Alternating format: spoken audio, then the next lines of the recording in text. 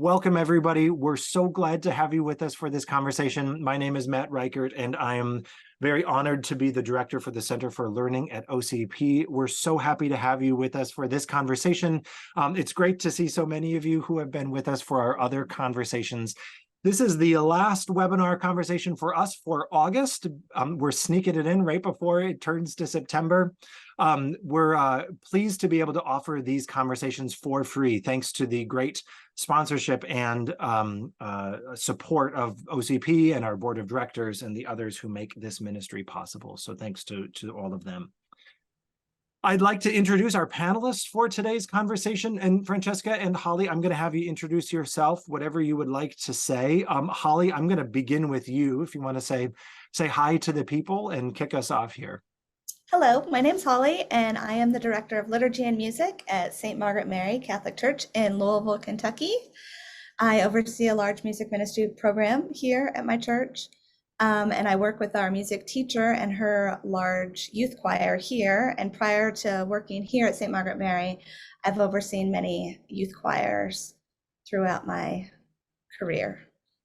Yeah, great, Holly. Thanks for being here. Thanks for bringing all that experience and wisdom to the conversation. And Francesca, why don't you introduce yourself? Hi, everyone. I'm Francesca LaRosa, and I'm a Catholic composer. I actually got started in children's choir. That's how I started my ministry, and I really am very passionate about children's choirs. I majored in music education in college, so I'm licensed K-12 choral, and so I love children's choirs. And then I started a children's choir at my home parish, and we grew it from 20 people to over 200 people in our ministry. So I'm very excited to talk to you about recruiting. That is something that I really love to do. I want to help you get people in your choir and to stay in choir. So I'm so honored to be here. Yeah, wonderful. Thanks. And thanks to you both. And for those of you joining us live, those of you watching this recording after the fact, I hope you'll check out both Francesca's page, where not only you have other resources and links to your music, but also videos and psalm videos, which are so helpful, not only in terms of planning, but also in terms of just another educational, formational resource. And make sure you check out Holly and Margaret Mary's website as well. I love, Holly, all of the videos that your parish social media posts, both of children's choir and of liturgies. If nothing else, it's just great to see others' experiences and to be able to glean those best practices from observation. So I hope all of you who are joining us will make sure to check out these resources and the other resources that we'll suggest throughout today's conversation. Okay, so let's begin. Again, I'm going to put up the handout here in just a minute and orient you to the handout and some of the resources that we provided to get you started, or some things that you might want to think about. But let's start maybe with repertoire. Again, I know that those of you joining us live, those of you watching later, we kind of occupy different places on the timeline, right? And even we're seeing that in the chat. Some of you have established programs. Some of you are looking to start programs new. Some of you are in between, looking to revamp a program. So we'll talk about recruitment, we'll talk about invitation, managing a program, communication, that kind of stuff. But let's really start with repertoire. And Holly, I'm wondering, here we're at the start of a new school year, and sometimes our ministry year mirrors that school year cadence. So maybe if you could kick us off at, how are you thinking about choosing music for your children's choir? I know you have an established program, but what do you look for? How do you think through repertoire? Kind of give us a glimpse into your thought process. Well, I think looking at the big picture, what is the goal of the children's choir? Seasonal programming, like what is the plan for the year? Christmas tends to be a bigger time, so maybe more effort in more challenging pieces then. And knowing where your group is. So if it's a new program, it would look very different than an established program. What age your program is also ties into that. Our youth choir here is grades 3 through 5 or 6, I think. And so knowing what ages you're working with, and once you can identify those things, then you can look at the repertoire. I'm a big fan of success. And I always want, our ministries should be leading people in prayer, and anything that happens during a liturgy should be well prepared. So it's not a performance, But if it's not prepared well and it's not very good, it can be very distracting, hindering worship and prayer. So I tend, even with my adult choirs, tend to start very simple in the season. And that doesn't mean it has to be an actual choral piece. Yeah. It can be um, a song, a hymn, something that's used during the liturgy that the choir can do well. Sometimes unison done well is more powerful than 2, 3, or 4 parts not done as well. So that's where I start with repertoire. I mean, as far as what songs, I don't think we have time to delve into specifics, but it's okay to start simple, be successful, because that also inspires and motivates your students. Right. When they feel successful, they'll work harder. And when they work harder, they get better. And when they get better, they're having more fun and they work harder. And it's just this circle. And also remembering no matter what you program, it's how you present it. So even if it's a hymn or a chant or something difficult, I never call anything difficult to any of my groups because they don't know it's difficult. If you just talk about how exciting it is and motivate them, then they will work hard to achieve whatever the skill level of that music is. Mhm. Yeah, that's a great response, Holly. I mean, and so many things to think about and so many layers. Francesca, same question to you. As you are thinking about and especially as you were building that program that you described, where did you start with repertoire? How did you think through selecting pieces for Mhm. your children's choir? So my budget was so small. And so basically I had to look at what do I have? So I had basically 2 books. I had the Gather Comprehensive and I had Spirit and Song. So I basically went through all of the songs and I basically labeled them per choir. So this one fits a children's choir, this one fits a middle school choir, this one fits an adult choir, and I labeled everything. And then I had to look at scheduling. So just like what Holly said, I had each choir on once a month. So I was looking at, okay, the children's choir will be on 3 or 4 times this semester, plus a Eucharistic adoration, plus a Christmas concert and Christmas mass. So I had to segment, okay, here are the pieces that work for children's choir. And then I had to go through the readings of which fits all of that. So part of it was readings, part of it was, is it holy? Like when you're looking at a piece of repertoire, that should be the first thing we look at. What does it mean? Is it holy? Is it sacred? Where does the text stem from? Is it scriptural? Who wrote the text? What is the history behind it? And typically I like to keep things for a children's choir, like at least to an E5. Like I don't want to go higher than that. Like basically the E, if this is middle C, that's C4. The C above that is C5. And so that E is pretty much the highest I want to go with kids. Basically an A3 is the lowest I want to go with them. So looking for things in that range, is it singable? And looking at it if it fits the readings and what I have programmed. Yeah. Yeah, and you bring up a good point too, Francesca, building off of what you were mentioning, Holly, thinking about who you have and where they are, Right. also thinking about the evolution of how that choir grows, Right. literally, right? I mean, especially if you have a choir that's covering those middle school ages and you have boys and girls as Right. voices change for both, especially the boys, how are you anticipating what that looks like? I've was a part of and have observed many choirs that, again, well-intentioned in terms of repertoire choosing, but when those of us whose voices started to change, we didn't fit anymore and there wasn't a place to go. And so that is when our participation in choir ceased, right? And of course we don't want that. We want it to continue. So how do we think about handoff and departure point and all of that also, not just practically, but in terms of repertoire. Holly, I think we can certainly delve into this a little bit. Are you willing to title drop any of the pieces that you're starting to prepare or think about here at the beginning of the year, not only just to help resource us, but to give a sense of, in application, how what you've arrived at with that thought process you described? Well, I'm in a unique situation because I've planned the beginning of this year very lightly because I'm preparing to be gone for many weeks. But one thing we do here is our youth choir collaborates with our adult choir. Mm. And a couple times a year they sing together at different liturgies, and which is pretty awesome. We fill up like half the church because our groups are so big.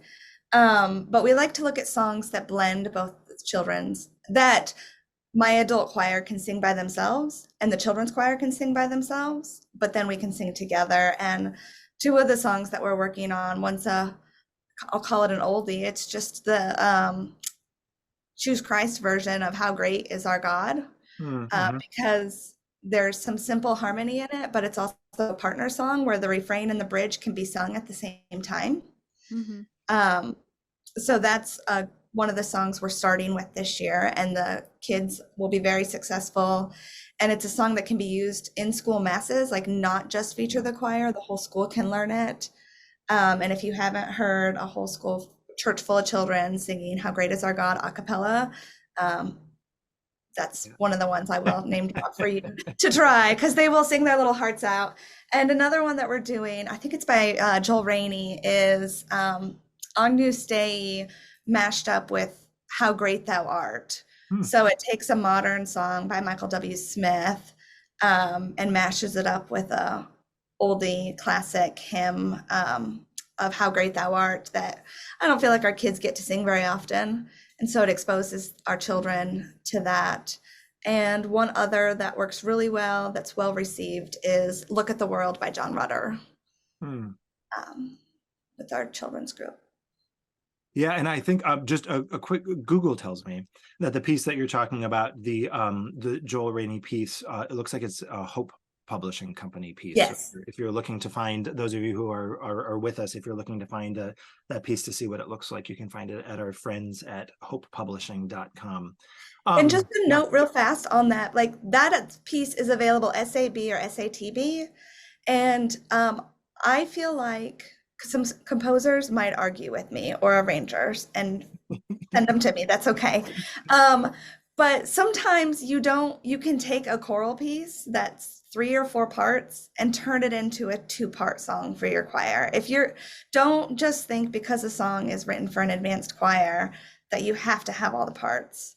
I feel like a composer would rather their music be sung. In a way. And when you start that way, then it can always build. Like if you come back to it, then maybe you can add that next part.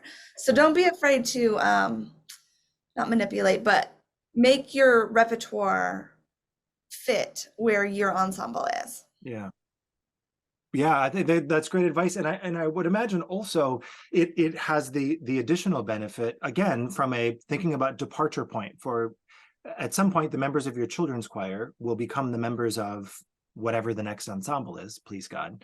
And so it gives that departure point, right, moving forward. And it also means you don't have as much as possible, or only exclusively, the segmented repertoire, right, where this piece can only work for the children's choir, and then it's like the repertoire cliff to something that's completely different.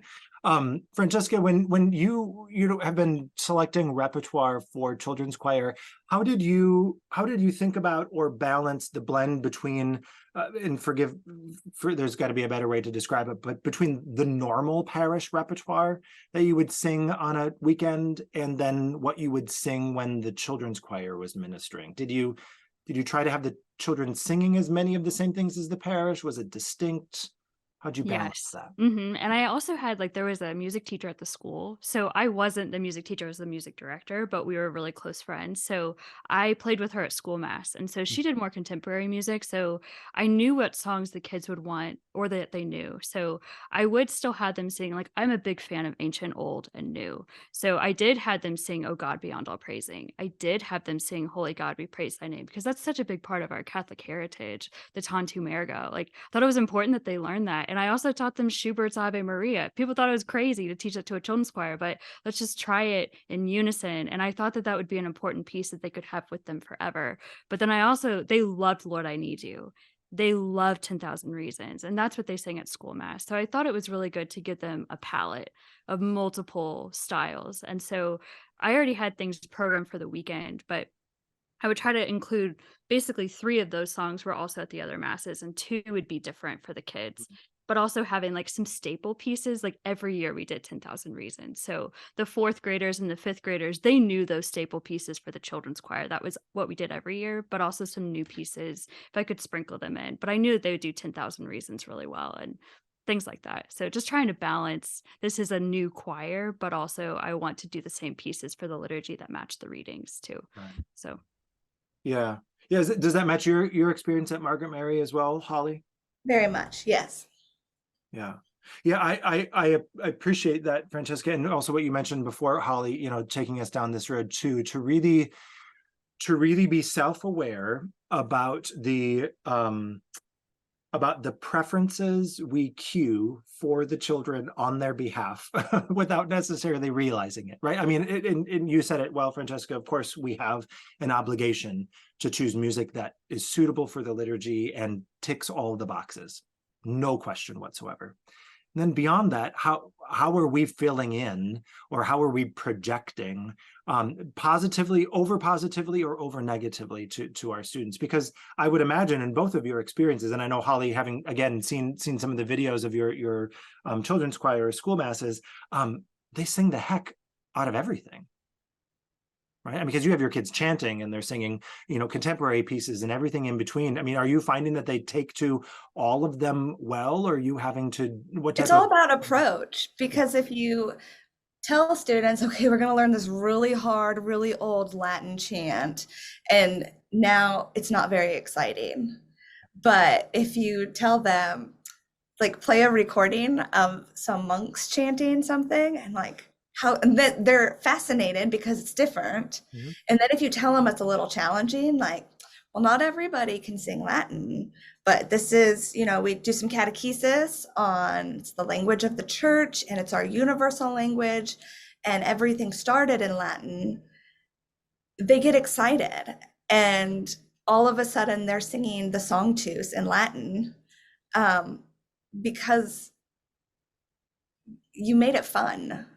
But it's still the traditional chant. You didn't expose it to them in a way that it's hindering or old. It was just new to them. Yeah. And they love the diversity of all of the styles of music. Like, Francesca, you said ancient, old, and new, and that's like my favorite. I'm going to steal that forever now.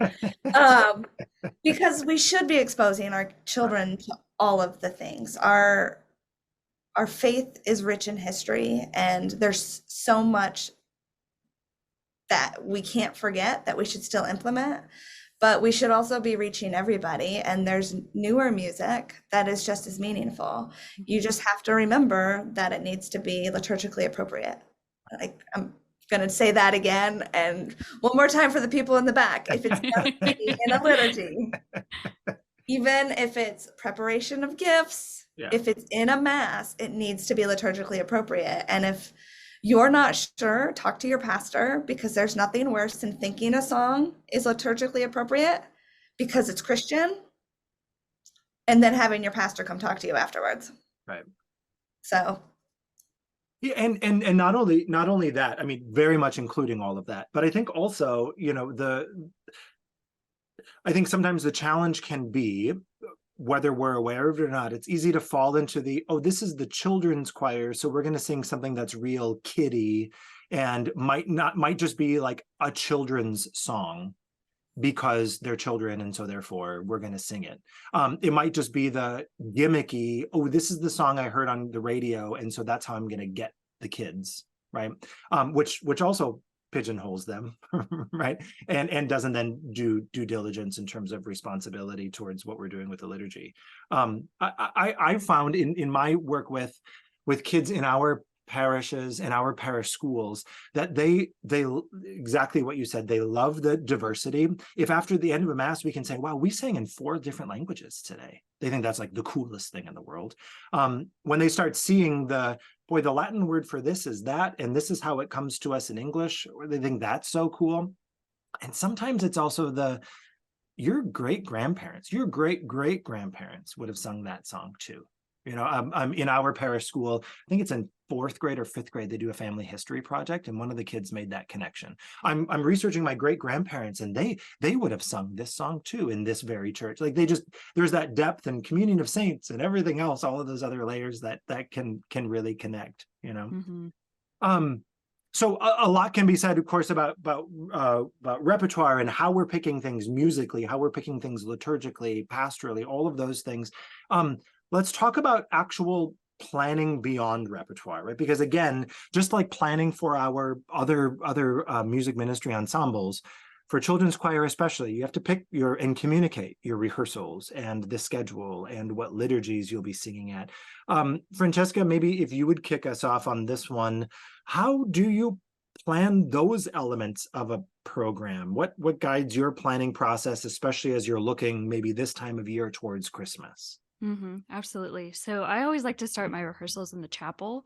And so, like, I was very inspired by this quote by Mother Teresa, where she wanted to get a lot of her nuns wanted to get a lot done. And so she said, well, we need to start with daily mass. We need to start in the chapel. And they're like, well, we have a lot to get done. We don't have time. We don't have time to go to the chapel. And she said, we're going to start here. So I didn't have a degree in liturgy. Like, I'm really a licensed choral teacher. So when I got hired, I was very nervous to start the position. And so I asked the Lord, like, I don't know what I'm doing, but I want you to show me on my knees. So we started in the chapel. And so I spent 5 to 10 minutes in the chapel every time. And the Lord he always speaks to us there. But to start the kids there, I wish I would have been exposed to Eucharistic adoration as a child. I wasn't exposed to it until college, and it changed my life. So we started there in silence. I know that sounds crazy to start a choir rehearsal in silence, but it brought me peace and it brought the kids peace. And a lot of times they just wanted to stay there. And truly, like, as a music director, we might be the only person that they are exposed to of the faith. Like, we might be the only person that's teaching them of our Catholic teachings. And so, what better place to go than to the Lord? So, I always made a point to start there. And then after that, we would go back into the church. And I'm really big on being a teacher, being a minute by minute person. So, I had every minute mapped out. And so, we started with putting our backpacks down, a 1 to 2 minute bathroom break, because the kids always have to go to the bathroom. That's like the number one question. So I'm like, you have these 2 minutes, but those are your 2 minutes. You won't have time otherwise in the rehearsal. So then after that, we did vocal warm-ups and stretches. And to me, this was super important. That lasted about 7 minutes. My rehearsals were 45 minutes as a children's choir, but the vocal warm-ups were super important because that's where we learned music literacy. And so we learned about our head voice. Like, I'm a big person where I don't want the kids to be shouting or learning bad technique. I want them to learn how to sing higher notes with their head voice. So a lot of that is taught in vocal warm-ups. Pitch accuracy is taught with that, breathing exercises. And I always had fun things like Peter Piper picked a peck of pickled peppers. Like, they want to do fun things. Like, they want to think they're having fun, but they're also learning. So we did things like that. I also did dance warm-ups, were super fun, and that teaches them rhythm. The step touches can help them figure out where the beat is. So the dance warm-ups, like, we only danced during the vocal warm-ups, but they loved that. So I wanted to give them some fun things. And then after that, I really was a big fan of echo translation. So that basically means, like, if I'm doing solfege, I'm a big solfege takadimi person. So if we do do, mi, sol, mi, do, then I will sing pa, pa, pa. And the kids have to translate what is that in solfege. And I would do the big intervals that were kind of tricky. So if we have like a seventh, like do ti in one of our songs, we did that in vocal warm-ups, and pa pa, and practicing that interval, getting them to figure out where to laser that note. That really helped our rehearsals run quickly. And then we did the psalm. But what really helped my rehearsals were YouTube videos, because I made them practice that ahead of time. And since we only sang once a month, we had 4 rehearsals for one mass. And so by the time we had mass, they were pretty down pat, but then ending in prayer and stuff like that. So I know that's kind of long-winded, but No, that's great. I mean, it's a great glimpse into the rehearsal design that you have. Holly, what do your rehearsals look like for a children's choir at your parish?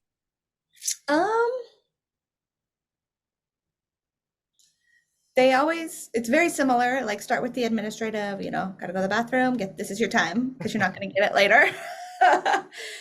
Get your life together for a couple minutes. Because I don't direct the youth choir here. I don't always see all the big rehearsals. I get to see them like at the finished product here, but I know in a lot of my rehearsals, it was that, and always just starting in silence and prayer. I think it just, whether your rehearsals are in the morning or in the afternoon, it just helps get the kids focused. Our rehearsals for our youth choir here happen at 7 o'clock in the morning. So sometimes the silence can turn into So, then getting into the fun and engaging warm-ups, physical and vocal, and there are countless vocal warm-up options. So being intentional about what you do, because if you do the same warm-ups every day or every rehearsal, then you're just doing them. Yeah. You're not intentional about them, you're just going through the motions. So you can find the warm-ups that relate to whatever it is you're trying to achieve in that rehearsal. And it just makes everything so much easier. My example with my students, why we always change them, is do we always pray the Our Father, or are we just going through the motions in Mass? Or are you thinking about the text? So whenever I can trick them and throw them off guard, I always try to. And movement's a big key. But on the opposite side of that, stillness too, because it's not like we're all skipping around the church when we're singing during Mass. So we do have to be able to control that with the balance. I always usually start with something that's successful. I don't dive into anything really hard. Try to ease our way into the, and I do this with my adults too. Like we always just sing something that we can sing. And then do the hard work, but always ending rehearsal with something successful as well. Even though you've worked really hard, you may not have it mastered. So visit a song that you can sing well so that you feel good about when you leave. And our closing song is a sung prayer. It's a chorister's prayer that I've notated for our groups with that. I had another thought, but must not have been important. Yeah, no, that's great. I mean, I love that sort of boomerang effect of start with something, and this goes back to what you were mentioning before about like our goal is success, right? So what is the objective and what will make us successful for that liturgy or for that rehearsal? And we want them to sing, to have noted their progress, to have fun, to have learned, to have etc. And so I like that development of let's start with something we know, right? Or we can really sing well. And it also cues that even that piece where you know the part, now let's look at the phrasing, or now let's look at the musicality of it, or now let's look at this higher level skill, right? To move away to something harder or maybe more technical to come back. I think that's a great movement to accomplish that particular goal. I thought of my note. Yeah, please. For vocal development, students do not always need you to pound out their notes on the piano. You are not helping them with their oral listening skills if they are always singing accompanied. So just keep that in mind when you're practicing, because the louder you play, a lot of times the louder they sing, and that's good sometimes. But sometimes that becomes their crutch, where they can't sing without it, and there's plenty of beautiful music.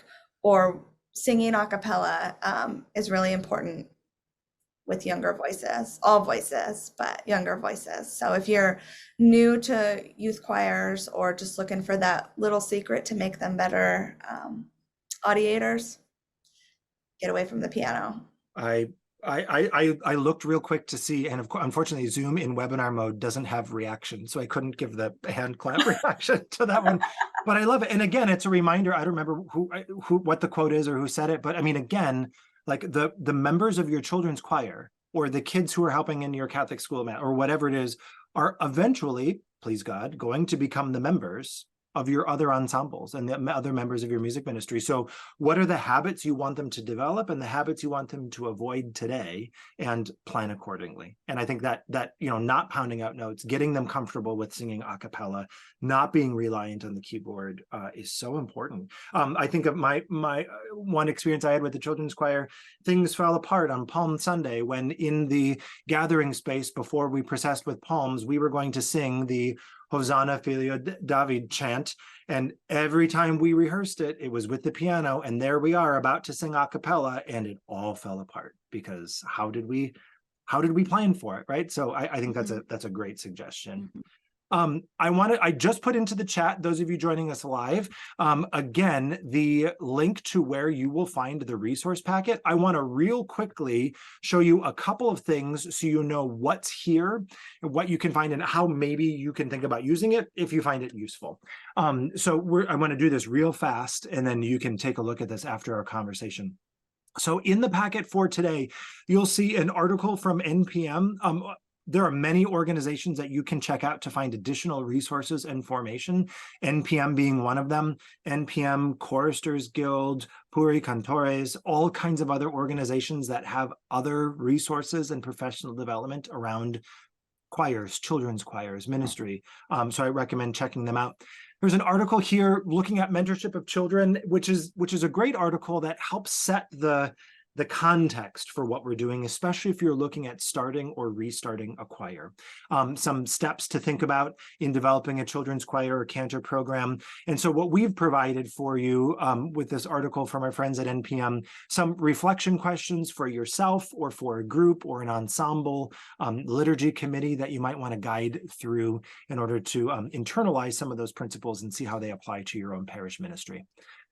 Next, we provided you with 3 chapters from a Pastoral Press resource called Children's Choir Basics by David T. Nastel.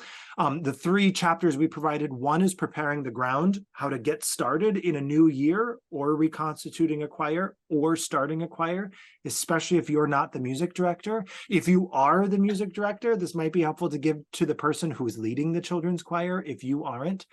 Things to consider from the pastor. Answering why you have a children's choir. In a moment, I'm going to ask our panelists about parents and working with and communicating with parents. And one of the things I'm hoping we'll talk about are the importance of expectations. What are we doing here and why? So answering that for yourself at the start is going to be really important. We have a sample invitation message, right? Francesca mentioned before, she has a lot of energy around recruitment. We'll start talking about recruitment as well. Questions you should maybe think about or have answers for yourself before you start inviting members.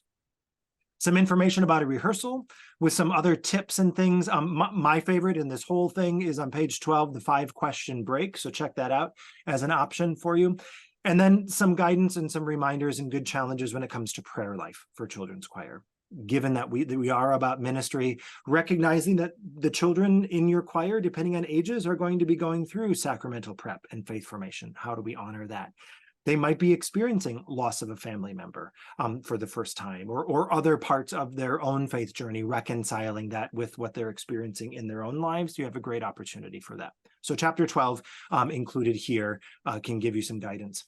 Then 2 things that we had from, we had a webinar last week with Angela Westhoff Johnson on planning and leading effective rehearsals.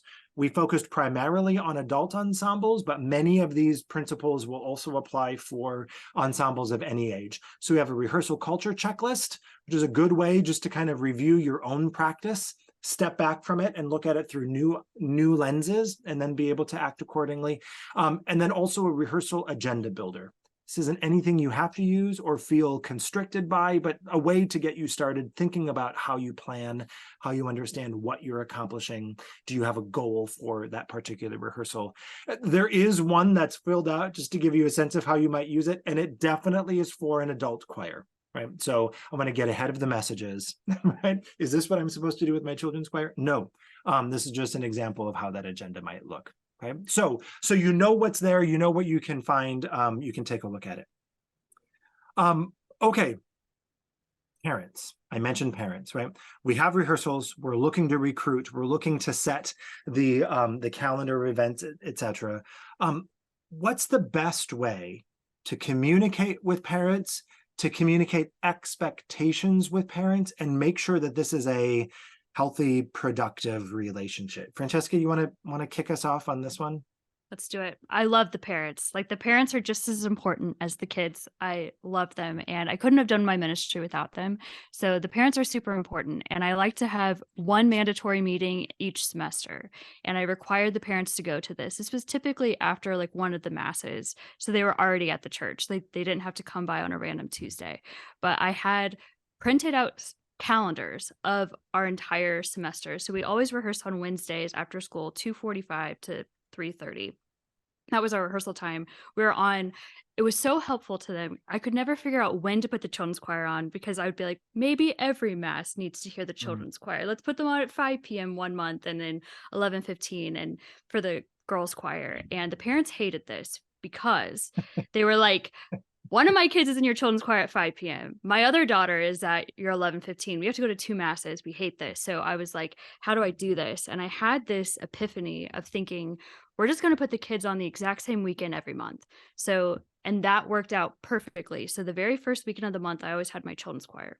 The second weekend of the month, I always had my middle school choir. My third, and sometimes that fifth Sunday, we had our adult choir.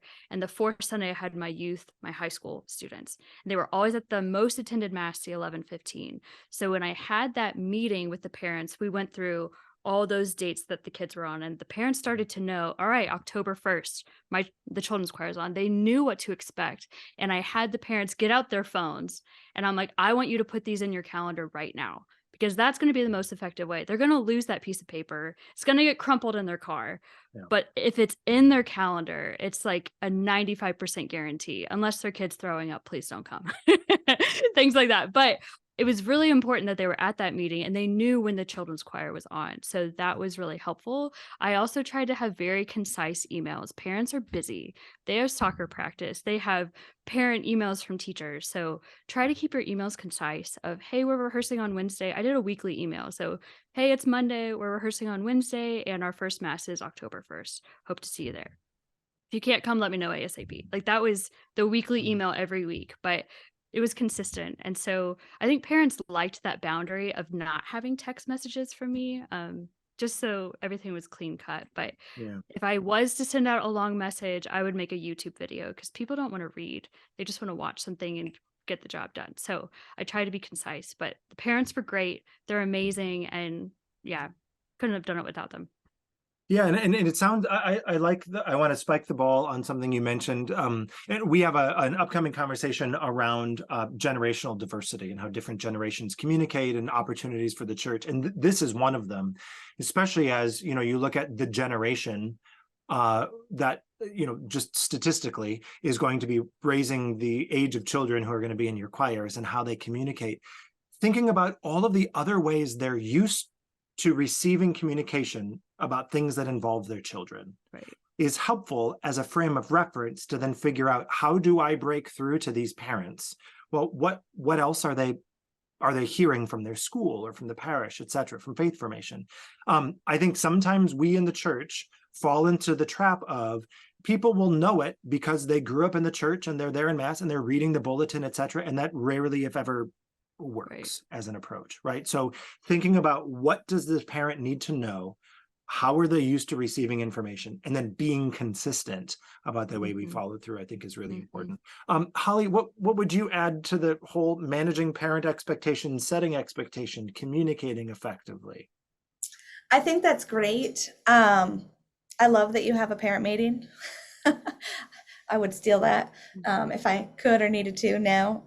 With that, I also think it's really helpful things can change and you can mention that, but I think it's really helpful to have the whole year schedule given at the beginning, if you know what it's going to be, which I don't know how people don't function that way, but that's how I function. But so the youth choir is going to sing Christmas Eve, 5 o'clock. They need to have that as soon as possible. And then all the rehearsals leading up to it, or when the Christmas program is, or, even into Easter. So whenever we start a new year like this, they get all of the dates. Here's all the rehearsals. Here's all the performances. And that includes if we do service opportunities like caroling. So it, requires you to have all your ducks in a row and planning done. But I find that it's really helpful for parents to see that all up front, and you can avoid a lot of conflicts. Or if there are conflicts, you can learn about them and then adjust sooner than later if needed. Because sometimes the state swim meet is that weekend and there went half your choir. Well, I would probably reschedule my choir if it's something that big and they already know far in advance. So I'm a big fan of the weekly email, keeping it condensed. Or my emails are kind of long, but I always the bottom half of my email is always the same. It's the listening links and the upcoming schedule. So if they lose the previous emails, they always have it, but there's that concise blurb. This is what you need to know or this is what's new. Yeah. In the real quick, Francesca, and maybe you'll pick up the answer to this too. Brenda asked a good question in the chat. So again, I think you're right, setting the schedule, etc. All of that early in advance, I think, is really great. Do you have like a handbook or guidelines, especially around how many rehearsals or liturgies or things someone can miss? Like how have you handled that, Francesca? I had a y'all come type of, and my pastor made me do that. So he's like, if we're really strict with them, they're gonna go away. So let's just be happy when they're there. So I wanted to be more strict, like as a teacher, but he's like, we have to just be happy that they're here. So there was that, but also like, and this is what I was gonna say too. I in this parent meeting, and I told this to the kids every single rehearsal. If you don't love this, it's okay. Like you don't have to do this. I only want you here if you absolutely love it, 12 out of 10. If you're on the fence, it's okay. You don't have to be a part of this. If your mom's forcing you to be here, let me know, because I want every person here to love every second of this. And when you have that environment, and the parents know that too, like when you say that to the parents, if this is not for them, it's okay. Like it might be your dream, it might not be their dream, but please communicate that with them, because I want every person here to love it. And when you have that environment, they'll show up more often. So Yeah. And I also would recommend, don't shy away from, never shy away, especially in something that involves ministry, in emphasizing constantly and consistently the why of what we're doing here. right. And through that ministerial vocational lens, also talking about, just like every sports team coach does, right? How this is a team and we're ministering together, etc. It builds in a I think healthy, functional way some of that understanding of co-responsibility. Right. There are times that people are going to miss, and they're going to need to miss, and it just happens, right? But when it's should I go to choir tonight or should I not go to choir tonight? That's when we need that sense of responsibility to everybody else, and that sense of responsibility to our overall mission and what we're doing here to really kick into gear. In the chat, Melinda adds that she explains to parents that the choir is only as good as the child who has come to the fewest rehearsals in order to encourage their commitment to the choir. With sporadic attendance, I spend too much time reteaching from previous rehearsals instead of moving forward. Absolutely. And I think that's also important, thinking about the expectations that are given, whether it's a page on your website or a handout or a handbook or whatever, to have some of that formational information. I also encourage all of you to think about, as you are looking at setting expectations and things with parents, if you're going to have to redirect a parent or challenge them on something, make sure there is at least one place or more where the information you expect them to know, you have given them. So if you want your children in your children's choir to come to that first liturgy wearing something you think is appropriate for that liturgy, make sure you've told them what your expectation is for that outfit. Because again, oftentimes we assume people know how they should dress their children for Mass. And when you say to someone, when you say, Holly, I'm concerned about what your child wore to Mass, and the answer is, well, you should have known, that's where we missed the opportunity for ourselves. So what happens at Mass? Why we're singing at Mass? What we should wear to Mass? When we should arrive? What we should have prepared? All of those things, make sure at some point you've communicated so you can point back and say, we told you this. This is what I saw. Do you see the problem? Right? There needs to be that type of reality. So Francesca, when you have that parent meeting, is that something that happens once? Do you have ongoing parent meetings? What do you recommend in terms of that? I started mine like the first week of the school year. And sometimes there was a back to school meeting. So like that fell like after Mass at like the 11:15 Mass. So like roughly 12:15. And I also invited them to go to coffee and donuts. So they were fed, they were happy. But I did one in the fall and one in the spring as well, just to remind them. And I had like a student handbook with all those things. This is what we wear to Mass. This is when we show up. And we always went through the communion line as well, like at every rehearsal, like the one before Mass. So the kids know, when am I receiving? How does the rotation go? So that way they know what's going on. But the parent meeting really helped a lot. Yeah. I love that suggestion too, to think all of the things that you might know because you're at all of these Masses or liturgies or things, like when and how do we go to communion? if your choir includes students who have not yet made First Communion, received communion Right. for the first time, what do you tell them and what instruction do you give to them? Even things thinking of now the train wreck moments in the past, if we on our rehearsal don't get to rehearsing the mass setting or mass acclamations that we'll be using this season, do the students know what the introduction is going to be? Mm. Right. All of those things that, again, we take for granted. How can we rehearse those? Mm-hmm. We have a question in the Q&A. Excuse me. Question in the Q&A.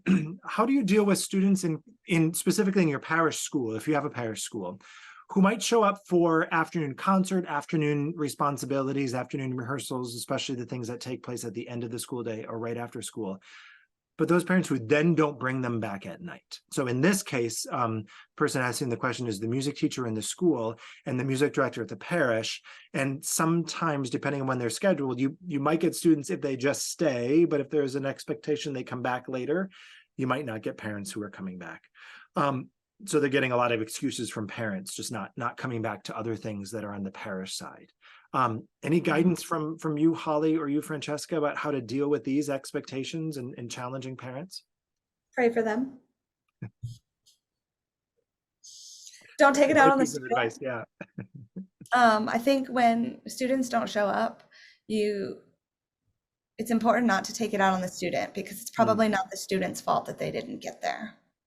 And if they are in choir and in a program like Francesca's, where it's emphasized that they love it, it may not really be anything on their control. As far as the students, I think communication is still key with the parents. Looking at scheduling, and trying to not overdo a parent's schedule. So if you have something on Tuesday afternoon, how realistic is to have them come back Tuesday night? Is it possible to move that to like something the week before or a couple days before and then to another evening? Especially if they have other kids or they are not working typical hours. Or even throwing out there, like if it's a transportation issue, how can the parents lean on each other when there are multiple things? Because if they are a community and a Catholic school, then there's a lot of classroom parents tend to know each other. So maybe there's that, like, you can put them in touch with each other for when help is needed. Francesca, what are your thoughts? Oh yeah, I agree with that. I think something that I ran into was aftercare. So there were some parents that didn't want to pay for like the after school like watching time, and so they would put them in children's choir to like save a couple bucks. But like it becomes pretty evident which students those are. So like that is sometimes an issue. But I also think it's important to give the students one expectation a night. So if you have a rehearsal at 2:30 and you have something at 7, they have homework. Like they need dinner, and like there's things that happen with that. So I only like to give them one requirement of, like, if they have an hour here and an hour here, that's just a lot of expectations for one person, especially a little third grader. So and they can't drive themselves. So I think it is more of a transportation problem. So I love what Holly said. If they can buddy up and have someone to bring them there, I think you'll have success with that.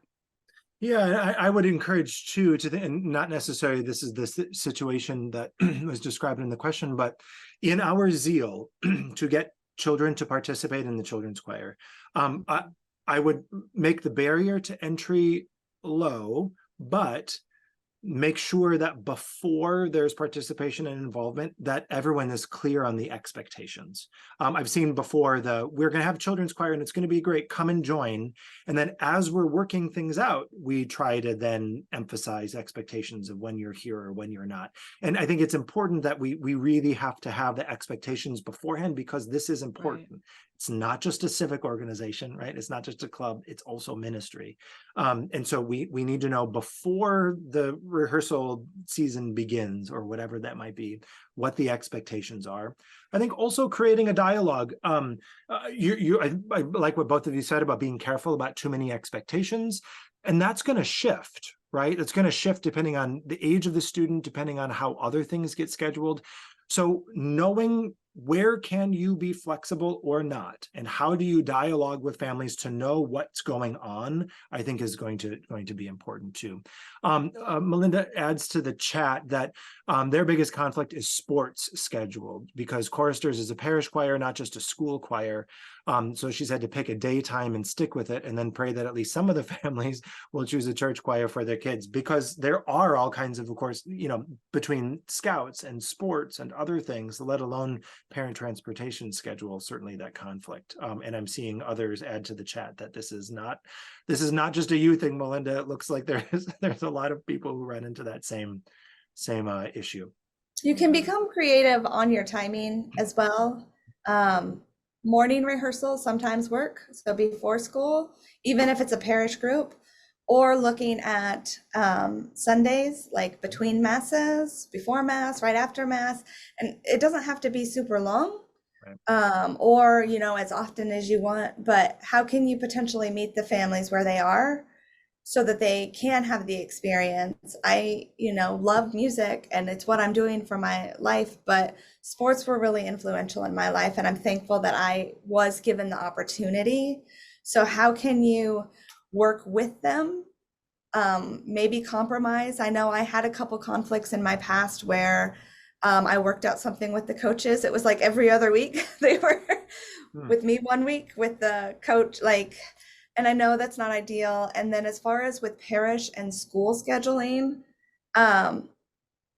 schedules are made pretty far in advance. Just try to get them, like when you're working on your stuff, if you know it's going to be a huge sports conflict, is it worth the fight, or maybe adjusting in order to get that participation? Because the coaches aren't going to do it, that's for sure. But maybe you can meet the kids and the families where they are and allow them to have that opportunity. Yeah. No, I think that's well said. In just because we're getting close to the end of time, so in just a minute, fair warning, Holly and Francesca, I'm going to ask you for your parting thought, biggest takeaway. If there's nothing else I get from this webinar, what is the piece of advice that you want to leave me with? So as you're thinking about that, participants, I want to mention a couple of other scheduling concerns. It's easy to schedule things through the lens of what you know is true about the Catholic school, but as much as you can, and maybe you can't, but at least consider how you are making available or not making available participation for children who are parishioners but not in your Catholic school. I think sometimes our weekend children's choirs look a lot like our Catholic school choirs because we're able to get to them. And maybe again that's not realistic, but don't let your children's choir look like your Catholic school choir because you didn't consider how you might get other children from your parish that are involved. The other thing that I've seen work in other places sometimes is keep it, especially with sports, keep in mind sports have a season. Now, some kids are going to be multi-sport athletes, but maybe you want to think about a children's choir expectation in terms of you're in the children's choir and you need to commit to that entire liturgical season. So you've got everyone for Advent and for Christmas, but if I'm in baseball, then maybe I'm not going to be involved as much once April hits or something. It might not work for everybody. It might not work for where you are in the country, but thinking about a way that you can make the commitment work, knowing that you're asking them to commit for an entire school year, that might be a big high ask, but maybe if you commit to a season, maybe that's something that's going to work. Okay, Francesca, parting thought, biggest takeaway. What do you got for us? Ooh, well, I would love to share with you some recruitment techniques because this really helped my ministry. So here's just a couple that I wrote down. Go where the people are. Smell like the sheep. You have to smell like the flock. Where are the people? Coffee and donuts is your best friend. The families, the kids, they go to coffee and donuts. You'll meet the parents and the kids. Go to coffee and donuts if you can. I know you're busy after masses, but it's super important. And you get a donut. Yeah, and you get a donut. If you don't have a parish and school, I recommend go to the musicals, go to the local musical where like the high school, there's a teen that is a lead and they're phenomenal and they're on this high right after the musical. Their parents are there and they can't wait for their next performance. Like they were Ariel in The Little Mermaid. They're so excited. So talk to them and say, hey, what do you think about coming to my parish? We could really use your talent. And then they're really excited and their talent will bring the kids to your ministry as well. So if you can get them at the musicals, get them to come to your parish, home run. Eat lunch in the cafeteria where the kids are, because when the kids know you, you don't seem like someone who's like off in the choir loft. They might not ever know what you look like. So if you're in the cafeteria, talk to them, say hi. I always like to sign up for the school pickup line once a week, and I brought my Bluetooth speaker and I had like their favorite songs while I waved them goodbye. That way they knew I was fun and approachable. So that really helped me get more kids in my choir. Have a karaoke night at your church. And this is awesome because that's where your best singers will go and have a really cool prize, like tickets to a Colts game or like free tickets to Holiday World or an AMC membership for 1 month. If they can jam out to a pop song, they can sing "Oh God Beyond All Praising." That's where your best singers will be, and I promise you, when they have the crowd around them and you get them to sign up for ministry, they wanna do it, they just haven't been asked. The cardboard posters with the drawstring pencil when you're not there because you're leading the last song, that doesn't always work, so just make sure you always have a physical presence with the parish and invite them to come. Be present as a staff member. They won't sign up if they don't know who you are. So and just know that you're doing a great job and it's okay. Don't worry about the numbers. It doesn't matter if you have 5 in your children's choir or 20. That's someone that you can inspire today, and that's important. So don't feel discouraged with low numbers. They will come if their hearts are there. So you're doing a great job. I love that. Thanks, Francesca. Real quick, just in case for those of you joining us, are looking for some other advice, some other resources and templates and things. Again, like I mentioned, we had our recent webinar on developing rehearsals. Check that out. We also had a webinar on inviting specifically parish volunteers, but a lot of the principles of what works to invite a person, how do you identify a person and ask a person, is going to work for a variety of ages, and those principles can be applied to age appropriate techniques. So check out that conversation as well. Holly, parting thoughts from you. What do you got for What us? you do matters. The opportunities that you provide now for young people matter, and they can be life-changing. And my philosophy on anything I do in ministry is if it impacts one person, that's enough. So just remember, if God called you to this, he'll get you through it. And early involvement and getting kids involved in church ministry and especially music ministry, give them a chance, meet them where they are. It could be what changes their life. Yeah. That's beautiful and well said. And I encourage all of you to think about your own ministry vocation story, right? Like not just how you got into a particular leadership where you are, but really how did you get involved in music ministry at the start and to begin? And I'm willing, for many of us, it was when we were younger. But also chances are really behind what worked for us is someone made space for us. Someone invited or identified. I know for many people, when I ask this question, someone called out in them something that maybe they didn't even necessarily see for themselves, or was able to apply it in this way. They were really encouraged, and then space was made for them to be able to participate. So to echo what you said, Holly, what you do matters. This is so important and will be life-changing, just like it was for all of us who are on this conversation right now. Thank you, Holly, Francesca. Holy cow, I knew we would just scratch the surface, and that's what we did, but hopefully the scratching helps. So there are certainly things that I know I've written down that I want to make sure to bring back to my own particular parish. Those of you who joined us, thank you for taking the time at a busy time of year, for being here for this conversation. I know that there are more questions. I know that there's more help. Now that you know what to do, how do you do it? And how do you keep that momentum? However we can be helpful, please check out our other upcoming webinars, our professional learning communities, ministry coaching, other conversations that we can help you with. If we can't help you, we'll point you towards the direction of someone who can. Please rely on one another. Talk to your music teachers, talk to people at parishes nearby. We're all in this together, and we'll get through it together with great success. So thank you all. Good luck at the start of this school year, wherever you are in your children's choir journey. And thank you for the ministry that you provide. Hopefully we'll see you on another conversation soon. God bless. Have a wonderful week. God Bye-bye. bless you. Bye.